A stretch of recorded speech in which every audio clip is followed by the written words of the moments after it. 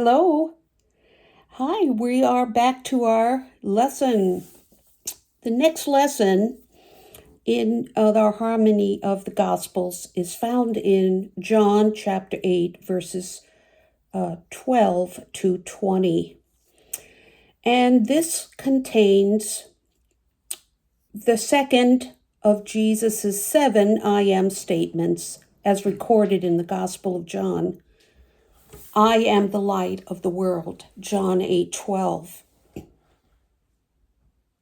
And this section is called the conflict of the light over the light. This is Jesus' response to the second key ceremony in the Feast of Tabernacles, the kindling of those enormous lampstands. And that in Judaism symbolizes the presence of Shekinah glory, the glory of God. Jesus claimed to be that Shekinah glory, the visible manifestation of the presence of God. He followed this statement with one that related to John's sub-theme of the conflict of light and darkness. This section and the next one we're going to do comprises the fifth of John's 7 discourses. The fifth of John 7. Okay. And the discourse is on the light of the world. The rest of the chapter shows arguments between Jesus and the people who didn't believe in him, the scribes and Pharisees. And Matthew Henry's commentary here. These contradicting sinners found fault with the most gracious words that proceeded out of the mouth of Jesus. It is not certain whether these disputes were the same day that the adulteress was discharged, the woman caught in adultery that we did last time. It is probable, though, that this occurred on that same day, for John does not mention that another day passed. Some of the Pharisees were bold enough to stay, even though others had been embarrassed and had retreated and run off. In fact, those who stayed might have tried even harder to argue with Jesus to regain the respect they felt their group had lost. Here, a great doctrine is declared with this application. The doctrine is that Messiah, Jesus, is the light of the world. John 8:12 says this, quote, "Then Jesus spoke to them again, saying, I am the light of the world. He who follows me shall not walk in darkness, but shall have the light of life." Though Jesus had spoken a great deal to them prior to this, but it didn't seem to do them any good. And what he had said was opposed by them, yet he spoke again.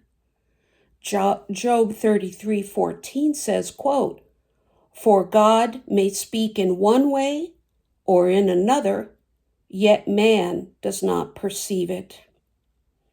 They had turned a deaf ear to what he had said, and yet he spoke again to them. I am the light of the world. One of the rabbis, the saying of the rabbis is this: light is the name of the Messiah, as it is written in Daniel 2:22, quote, "And light dwells with him." God is light, and Jesus is the image of the invisible God, the God of gods, the light of lights.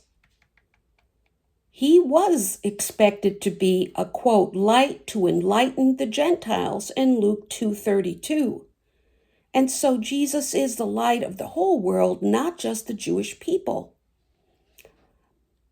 The visible light of the world is the sun, and Jesus is also called the Son, S-U-N, of righteousness.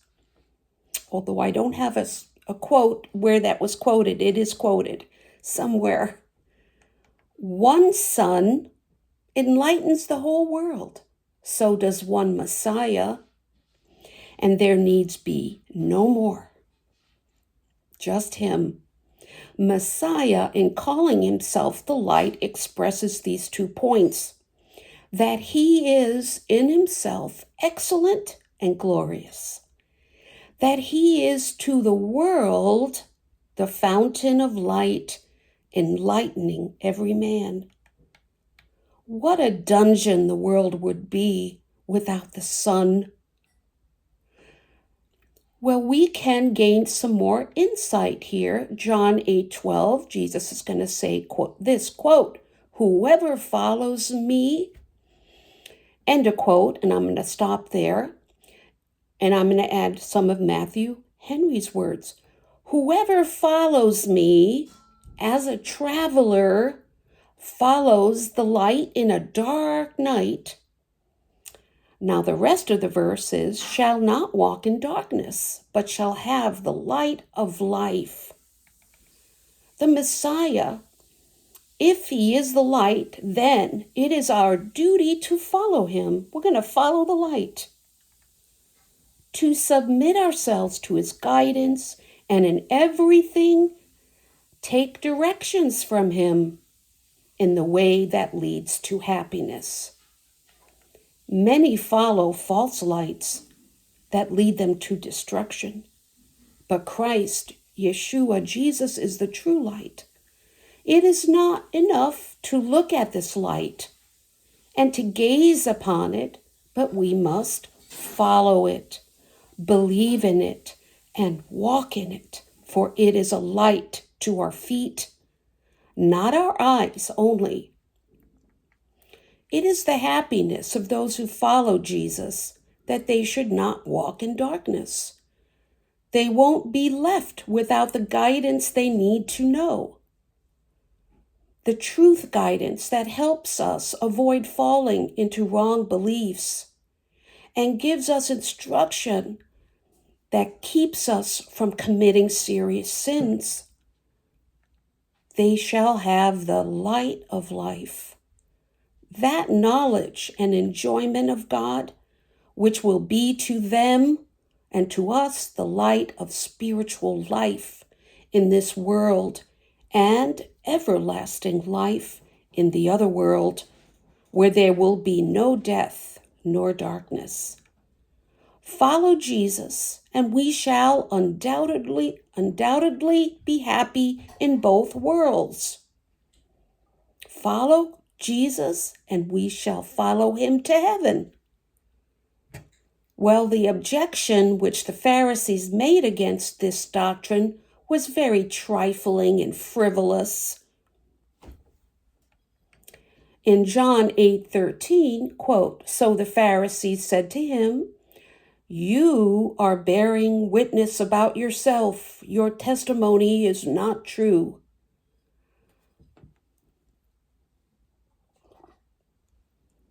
The Pharisees emphasized that Jesus alone bore witness to himself.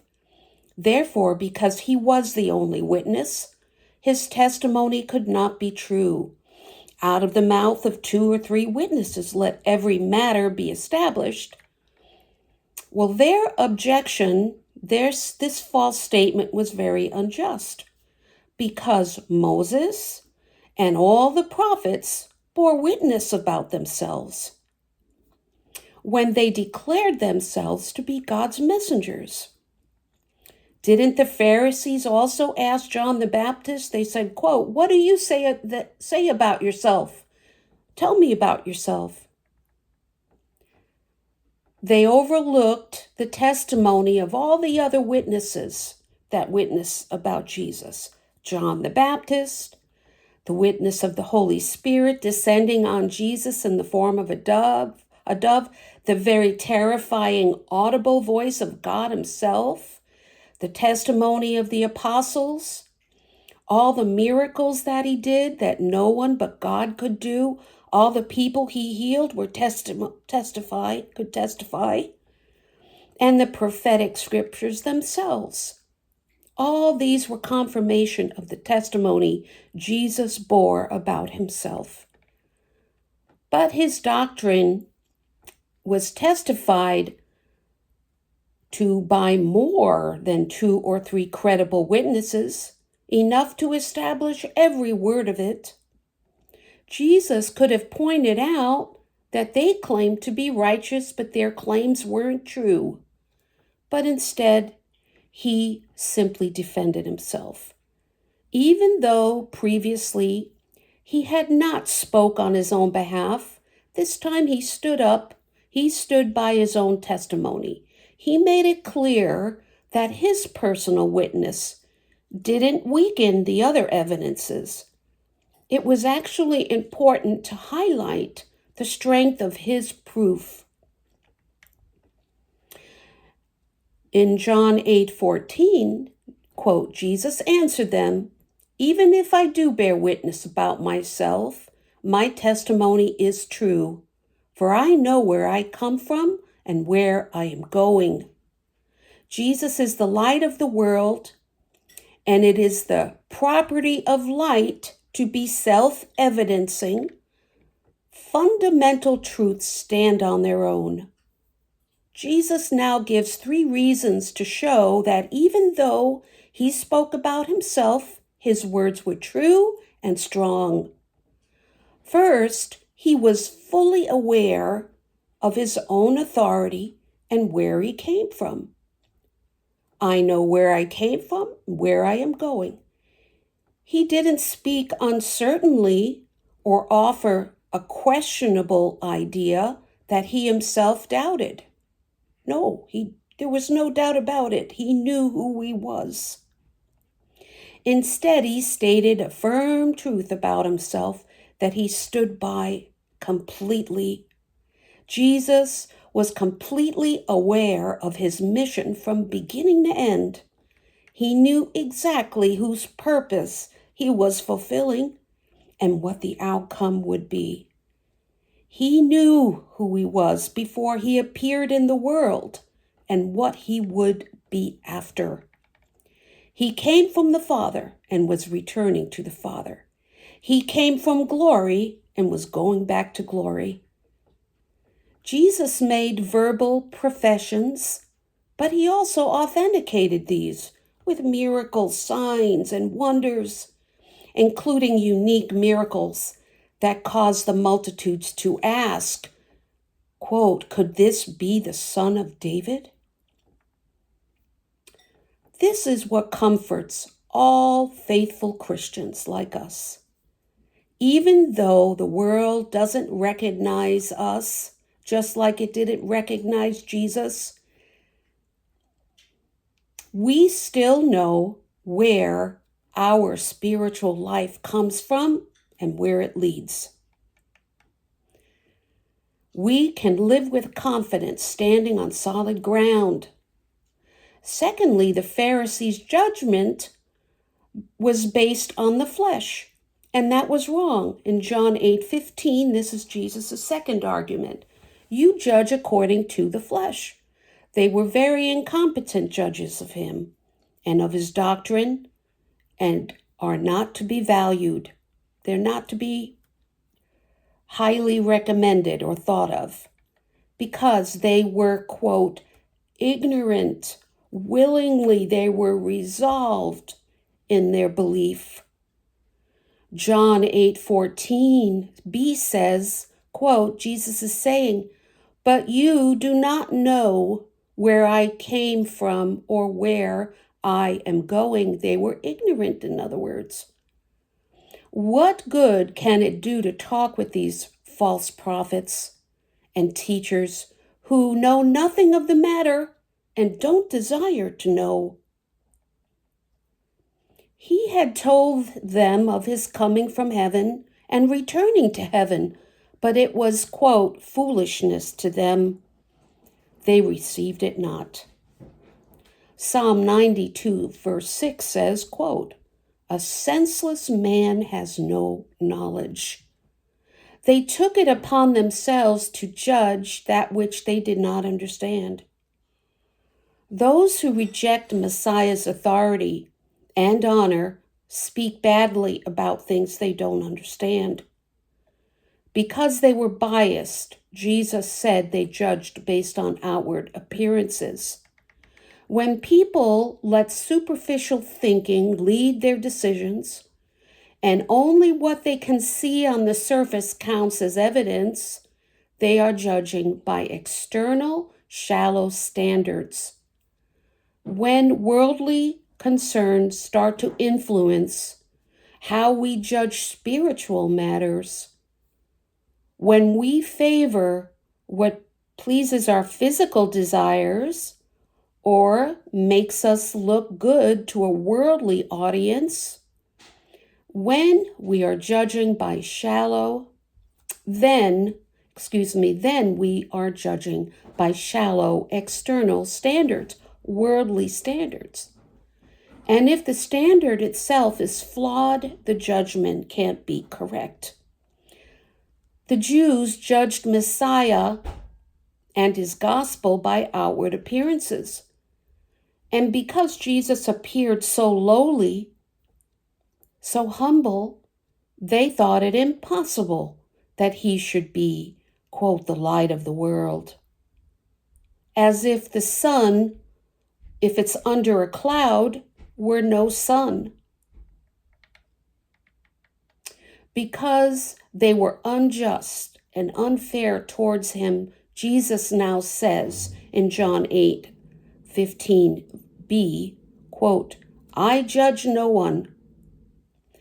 That statement may mean that, one, Jesus is saying by that he means I neither make or meddle with your political affairs, nor does my doctrine or practice interfere with your civil rights or secular powers. Well, that's true. He didn't come to judge in his first coming, did he? And Jesus could mean this too. I judge no one. That is not now at my first coming. That is going to be delayed until I come again, but then he will. John 8:15b goes on. Jesus says this, yet, even if I do judge, my judgment is true. For it is not I alone who judge, but I and the Father who sent me. But his judgment was true and valid because it was backed by the one who sent him, God the Father. What makes his judgment completely reliable is this. First, his Father is in full agreement with him. Jesus said, quote, I am not alone. The Father is with me.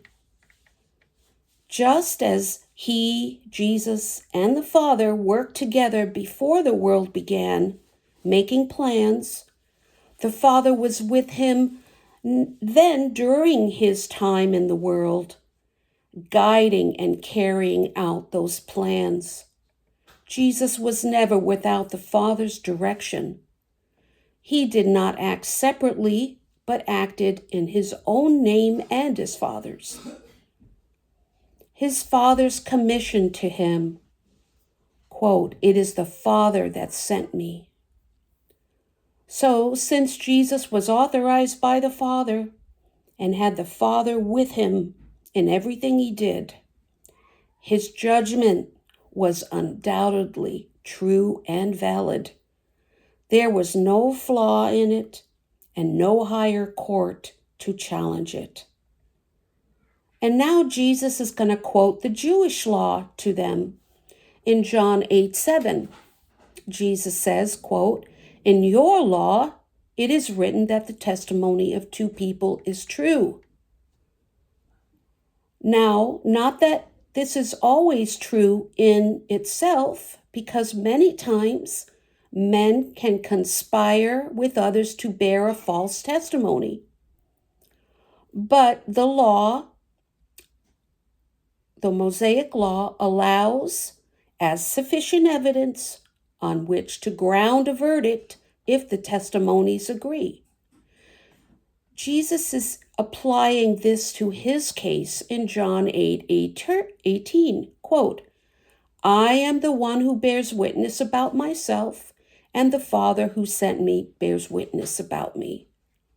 If the testimony of two separate people, who even if they're human, they're flawed, they could lie or even be mistaken, if that is considered conclusive under the law, then even more so should we accept the testimony of the Son of God about himself, especially when it is supported by the testimony of his Father. That deserves full belief. Jesus here speaks of himself and the Father as witnesses to the world, presenting evidence to people's reason and conscience. He treats people as thinking persons, giving them absolute proof.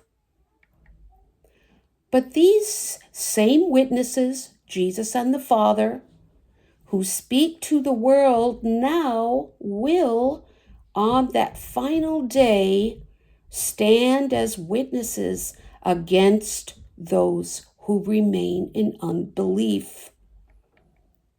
And what they have said will be what judges people. The second witness was God the Father, who bore witness of Jesus at his baptism with the voice from heaven, which was heard publicly. The real problem here was not a lack of witnesses, and not a lack of testimonies, but the lack of knowledge of the Father. That's John 8:19. To know Jesus is to know the Father, and because they did not recognize the Messiah, they did not recognize God the Father either. In conclusion, the Pharisees are now going to lash out and let loose the malice of hell, but their hands are going to be tied. Here, they're going to raise a very trivial, fussy, or annoying, you can say, objection, and they find fault needlessly, erroneously, even though what Jesus said didn't rely on human devices or clever tactics, but came from a divine confidence. They still tried to trip him up with tricky questions. John 8:19a, they said to him, therefore, where is your Father? Since he points to his own testimony, now they mock him, telling him to bring his witness forward. Bring the Father out. Let us see the Father. Let's bring your witness forward. And daring him, they say, where is your Father then? Oh boy, they judge based on outward appearances again. Maybe they were mocking how ordinary and unknown his family seemed. You're the carpenter's son.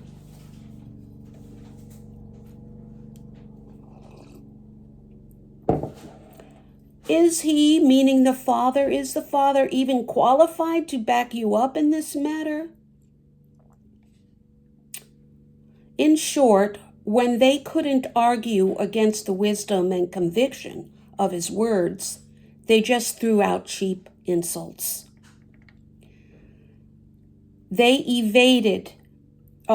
Jesus evaded their petty objection by hitting them with a deeper truth. He accused them of being ignorant of God. He did not tell them where his Father was, but charged them with willful ignorance. John 8:19b says, quote, you know neither me nor my Father. If you knew me, you would know my Father also. Well, they knew God as they had some knowledge of him as the God that made the world. But their eyes were darkened, that they could not see the light of his glory shining in the face of Jesus. The cause of their ignorance of God is because they were not acquainted with Jesus. They were not willing. In knowing him, they would know the Father, as Jesus is the express image of the Father. By Jesus, we may be instructed in the knowledge of God and introduced into an acquaintance with him, with God the Father. He is the way to God the Father. If we knew Jesus better, we would know the Father better. And now we're going to see that their hands are going to be tied. In John 8:20, it says, quote, "These words he, Jesus, spoke in the treasury as he taught in the temple." These words, it says, these words he spoke. Well, these words he spoke, these bold words, these words of conviction and reproof, Jesus spoke in the treasury. Well, the treasury was an apartment of the temple where, to be sure, the chief priests were most likely to be there, resident there, because it says, whose gain was their godliness. It is attending to the business of the revenue, the monies, where the tithes and offerings were there. Well, the chief priests could have seized him and exposed him to the rage of the mob. And that punishment, which they called the, quote, beating of the rebels, they could have enacted that, what they call the beating of the rebels, or at least they could have silenced him and stopped his mouth there. As the prophet Amos was stopped in Amos 7 verses 12 to 13, who, the prophet Amos, though he was tolerated in the land of Judah, he was forbidden to prophesy in the king's chapel. Yet even in the temple, where they had him in their reach, no man laid hands on him, for his hour had not yet come. And that is the last verse, verse 20.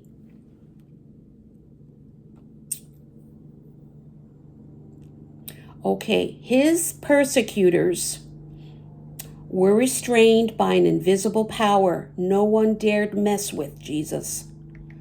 God can set boundaries to the wrath of men, to anger of men, as he does to the waves of the sea. Let us therefore not fear danger when we are in the way of duty, for God has Satan and all his instruments on a chain. The reason of this restraint is, quote, his hour was not yet come. Well, they frequently mention this statement, and it implies how much the time of our departure, Jesus's departure, our departure as well, out of the world depends on the fixed, it's like God's will and counsel, his decree as God. His hour, Jesus's hour will come. It is coming, but not yet. But it is at hand, soon, in other words. Our enemies cannot hurry it any sooner, nor our friends delay it any longer. The time appointed by the Father.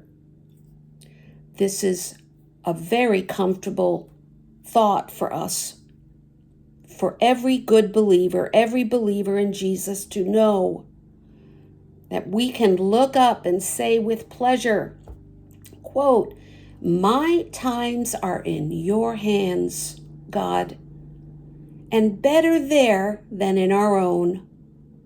His hour was not yet come because his work was not done, nor his testimony finished. To all of God's purposes, there is a time. Amen. I'm going to stop right here. We will continue with the next section of this important discourse. Thank you and God bless you. Take care.